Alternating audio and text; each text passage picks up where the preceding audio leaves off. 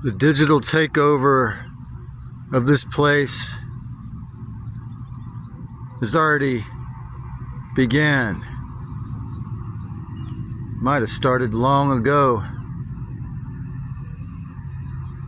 when the system of slavery, corporatocracy began. I was listening to Jordan Maxwell this morning, and why they have to print your name in all capital letters on legal documents. Because you are the property of the crown, of the beings in flesh suits that think they own you. And that's what the Social Security number is. The whole so-called evil genius banking system was designed with the goal of incredible tyranny. And yes, they've always considered us the goyim, the cattle, their property. And I was watching John Nolan last night. He mentioned that back in the day, if you lived in India, they would aggrandize asceticism, say it's good for your spirituality to be impoverished, but here in the US, it's illegal. In many places, like in this very park here, there's signs that say, if you camp, you're going to go to jail or get a ticket. And so,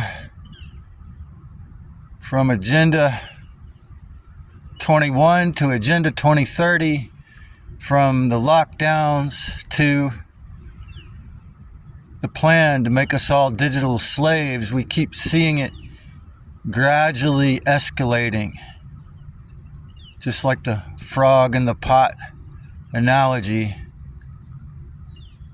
We don't have to wait in this country till, as I've said, January 17th, 2027, when they turn on the central bank digital currency called stablecoin.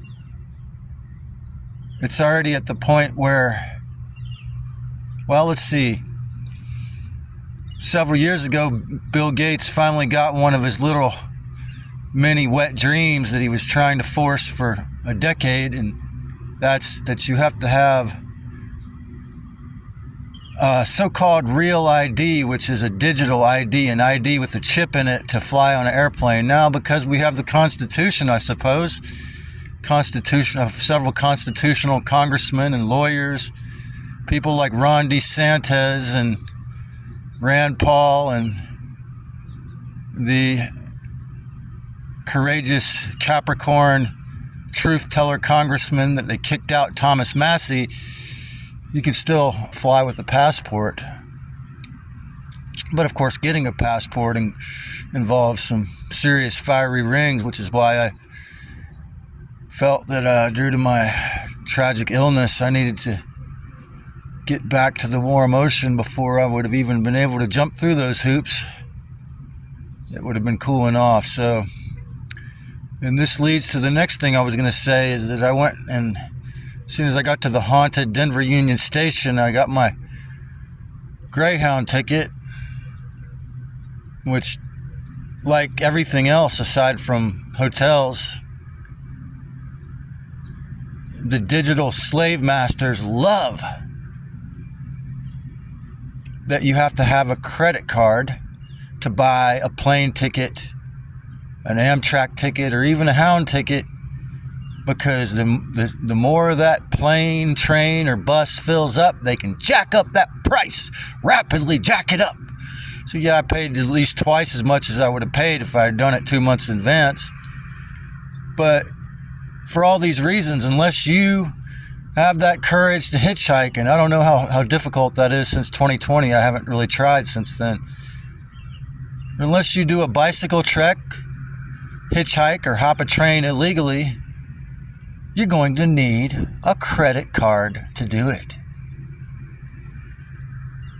And they're just going to keep making more and more systems. But obviously travel has been completely taken over. Okay, so what happened is I figured I'd buy my Hound ticket in this station that was open on the 4th of July when I arrived. And but what they have done to completely digitalize the Greyhound, even though I paid cash to get the ticket, I put the cash in this machine that spat out a credit card. And then the man working there showed me how to do it, and then I used that credit card to swipe in this other machine next to it to buy my Greyhound ticket. Both laundromats I used in Bakersfield, California, was the same thing. You had to put the money, the paper fiat, in a machine and then use a credit card. So this includes laundromats, all kinds of things. And as I was just finishing reading, or I'm nearing the end of my friend Keith McHenry's memoirs, The Adventures of His Life, Soup Street, about how they established Food Not Bombs, and including over 1,000 arrests in San Francisco in the 1980s for feeding the homeless. And they definitely tortured him, put him through all kinds of abuse. But toward the end of the book, it gets to the beautiful part where it talks about how he traveled to Europe and Mexico, South America, the Philippines, and hung out with anarchists and served Food Not Bombs, served meals to the poor in all these places, and these really beautiful stories. And him and his girlfriend Kathleen also started this organization a couple years ago to oppose these tyrannical takeover plans. Brave and Free Santa Cruz, which I'm a member of, and on the table in Brave and Free is where I got this.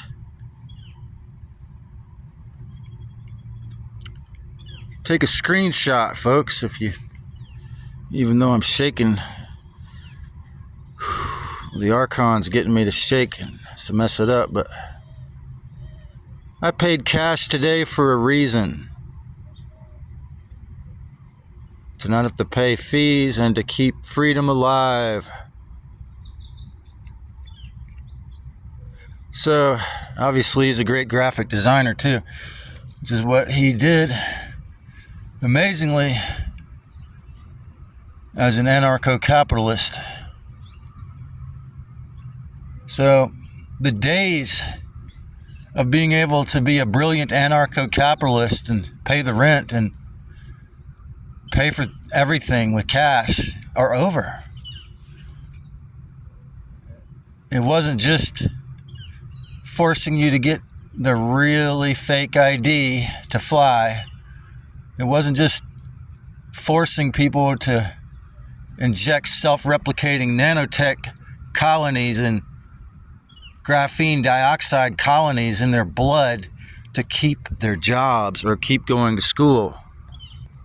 It's through forcing us to use digital payments in the form of credit cards to do many things that a decade ago we could easily do with cash, such as travel. Yeah, that's right, even the fucking Greyhound requires you, even if you pay cash into the fucking machine, they make you convert it into digits to buy a Greyhound ticket. Because who is the master of digits? And Aquarius governs electronics and digital reproduction, but Of course, it's Kronos. Kronos, the master digital enslaver, has already begun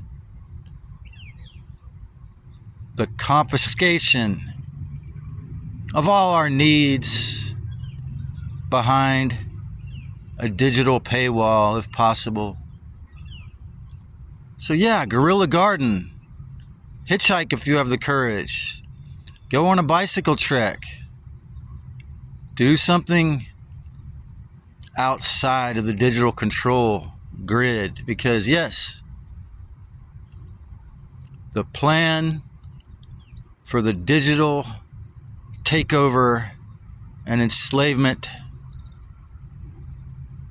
by digitization has been escalating. Take care, folks.